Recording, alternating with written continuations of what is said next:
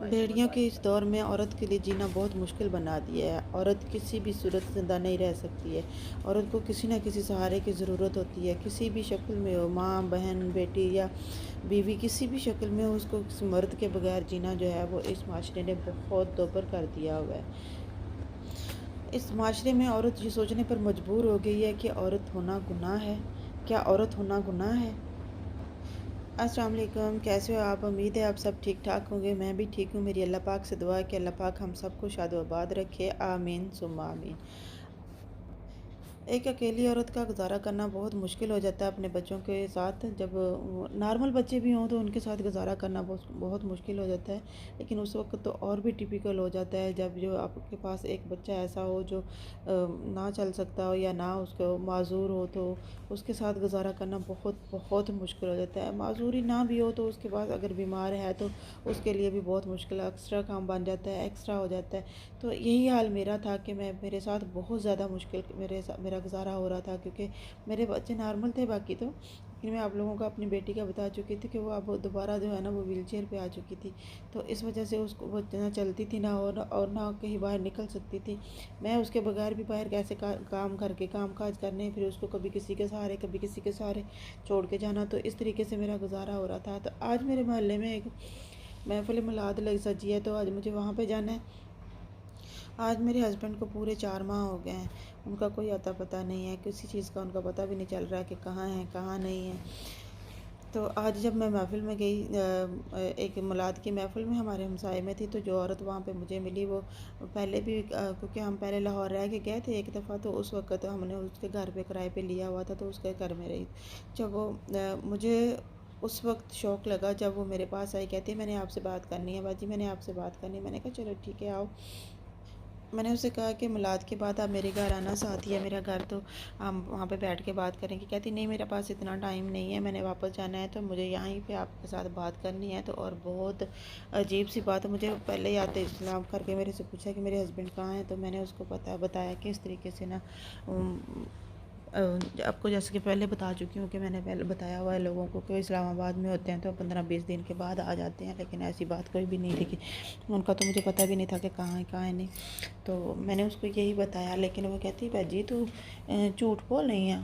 मैंने कहा क्या हुआ है, क्या क्या मतलब तुम्हारा?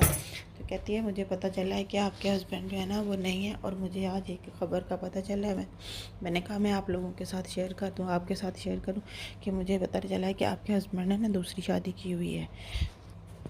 जब उसका ये कहना था कि मेरे हाथ में जो भी चीज़ें चाबी पकड़ी हुई थी घर की, और ये चीज़ें थी मेरे हाथ से वो सारी ड्रॉप आउट हो गई। मुझे समझ नहीं आया कि मैं क्या करूं। मैं यूं सकते में थी, खुद ही उसने मुझे सहारा दे के एक साइड पे बैठाया। मैंने कहा ये कैसे हो सकता है, कैसे क्या हो सकता, मुझे तो ख़बर ही नहीं है 4-5 माह से मुझे अपने हस्बैंड की। तो तभी तो कहती कब ख़बर नहीं है, तो मुझे, मैंने कहा अच्छा आपको किसने बताया, कहाँ से आपको पता चला? कहती मुझे पता चला है आपके ना हस्बैंड के दोस्त थे एक, तो उनसे पता चला है कि उन्होंने कहीं ना बाहर ना शादी की हुई है, और वो किसी और जगह पे किसी और शहर में रह रहे हैं। तो ये सुनना था, मेरे तो पाँव के नीचे से ज़मीन निकल गई। मैं इस कदर शौक थी कि मैं क्या करूं क्या ना करूं, समझ नहीं आ रही थी। मैं 4 बच्चों के साथ किधर जाऊंगी? मैं तो उम्मीद लगा के बैठी हुई थी कि आ जाएंगे तो मैं, चलो देर आए दुरुस्त आए, चलो मेरे मुश्किलात हल हो जाएंगी। मुझे क्या पता था ये क्या हो जाना है मेरे साथ, क्या नहीं हो जाना। लेकिन मुझे समझ नहीं आ रही थी, मेरा दिल यकीन भी नहीं कर रहा था ये कि ऐसा हो सकता है कि नहीं हो सकता है। मैंने उसको बार बार करी, आपको मुझे बताओ वाकई आपने कहीं से कोई ये आपको वैलिड ख़बर है या क्या है? तो मुझे कहती है हाँ नहीं मुझे किसी ने बताया, बहुत प्रूफ्स के साथ मुझे बताया कि वो ही है, ये है वो है। मैंने कहा आपको कैसे पता है? कि कहती नहीं मैंने अचानक ही वहाँ पे मैं उनके घर भी गई थी, तो उन्होंने मुझे बताया कि इस तरीके से जो आप लोगों के रेंट पे रह के गए हैं ना लोग, उनमें से नाम लिया आपके हस्बैंड का, उन्होंने बताया कि उसने दूसरी शादी कर ली है। मेरी तो जैसे दुनिया ही उजड़ गई है। मुझे समझ नहीं आ रहा, मुझे उनके घर पे भी ज़रा नहीं सुकून मिल रहा था। मेरा दिल करे कि मैं कहीं क्या करूं, दीवारों के साथ टक्करें मारूं, क्या करूं मैं? इतनी मुश्किल से पहले ही 4 माह जो है वो मैं गुजारे हैं इतनी मुश्किल से। लोगों की तरह तरह की बातें, फाइनेंशियली मुझे प्रॉब्लम सॉल्व करनी पड़ रही हैं, अब हो गई हैं, मेरे साथ स्टार्ट हो गई हैं। मुझे इस कदर समझ नहीं आ रही थी कि मैं क्या करूं क्या ना करूं। मैंने अब ये बात मैं अपने बच्चों के साथ भी नहीं कर सकती थी, और रिश्तेदार मेरा कोई ऐसा मेरे साथ तावन करने वाला है नहीं था कि जिसके साथ मैं क्लियर करती।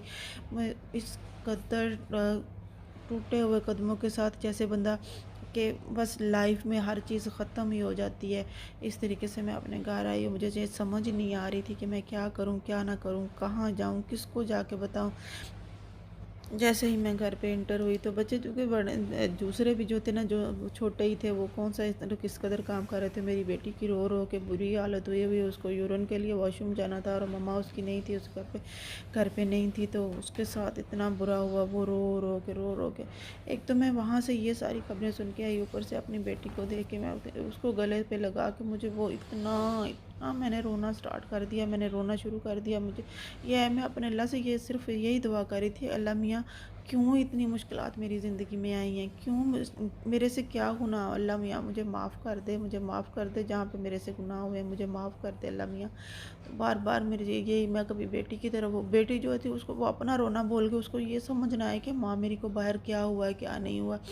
तो वो मेरे से पूछ रही, मम्मा आपको क्या हुआ है, मम्मा आपको क्या हुआ है। मैं उनको क्या बताऊं कि मेरे साथ क्या हुआ है, मुझे क्या पता चला है कि इस बात का समझ नहीं आ रही थी कि मैं क्या करूं क्या ना करूं उनके साथ। ये चैनल जो बनाया है मैंने, इसका भी किसी को नहीं बताया, ना किसी रिश्तेदार को बताया, ना किसी बहन भाई को, किसी को भी पता नहीं है कि मैंने ये चैनल बनाया हुआ है। मैं एक सिर्फ ये चाहती हूँ कि चलो थोड़ा सा मेरे साथ कोई सपोर्ट हो जाए, या मैं अपने दिल की बात जो है ना वो किसी से, क्योंकि मैं मेरे साथ और कुछ है नहीं, कोई है नहीं जिसके साथ मैं शेयर करूँ।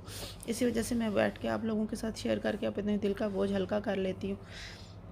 सबसे बढ़ के तो मुझे इस बात की बार बार टेंशन हो रही थी कि अब मेरे साथ क्या होगा, क्या बात, पहले ही लोग मुझे जीना मेरा हराम किया हुआ है, अब मेरे बच्चों का भी जीना हराम कर देंगे, जगह जगह उनको ताने देंगे, क्या करेंगे, उनके साथ बातें करेंगे, उनको पता नहीं माशरे में उनको जीने के लिए क्या। मुझे सबसे ज़्यादा अपने बच्चों की टेंशन लगी हुई थी कि अब इनको क्या होगा, इनका सहारा जो है वो कौन बनेगा, क्या होगा क्या नहीं होगा। लेकिन बाकी तीनों बच्चे तो चलो फिर भी भागते दौड़ते अपना काम आप खुद कर लेते हैं, लेकिन इस मेरी बेटी का क्या बनेगा क्या नहीं बनेगा, इसको कौन पूछेगा, कोई भी नहीं पूछेगा, ना इसके बारे में कोई सोचेगा, ना इसको पूछता है। पहले भी नॉर्मल जब बैठी रहती है तो फिर कौन उसको पूछता है कभी। देखो अब आज उसको यूरिन का ही मसला बना हुआ था, तो उसकी माँ नहीं थी उसके पास, तो उसको इतना प्रॉब्लम हुआ था, वो किसी और की बात मानती भी नहीं है, सुनती भी नहीं है, उसको किसी पे यकीन भी नहीं है, तो उसको सिर्फ उसको हर वक्त मम्मा ही चाहिए, मम्मा ही चाहिए होती है।